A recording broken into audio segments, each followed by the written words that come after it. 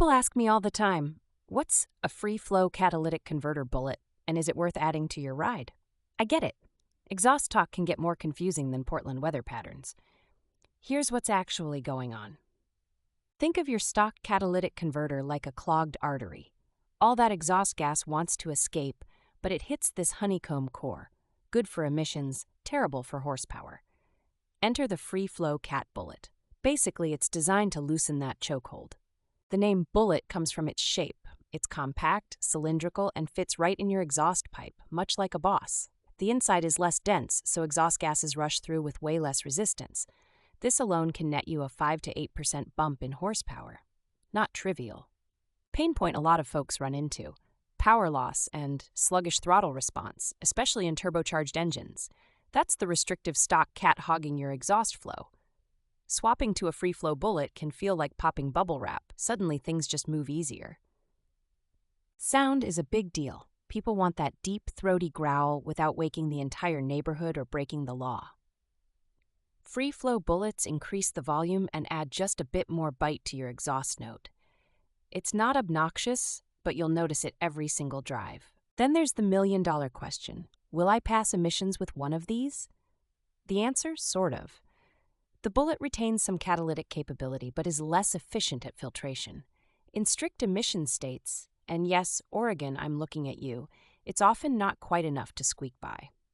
The install process is way less dramatic than most people expect. If you've got basic tools and somewhere to jack up the car, you can literally cut out your old cat and clamp or weld in the new bullet. 2 hours, some elbow grease, you're set. Here's where a ton of people mess up. They buy the wrong size. These come in different diameters and lengths to match your exhaust. Measure twice, order once. If you get flow too high and the pipe too big, you actually lose low-end torque. Ask me how I know. Maintenance? Honestly, these things are built pretty tough. Less dense means less clogging, as much as 3 times the lifespan of a stock cat if you're not hammering down every day. A periodic peek underneath to check welds or clamps is usually all you need. If you've got an old, wheezy engine with over 100,000 miles, you may not feel all the gains unless you're also tackling other upgrades, like air intake or a fresh tune.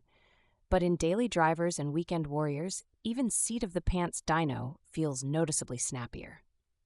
Cost is super approachable. We're talking $60 to $120 for the bullet, depending on material.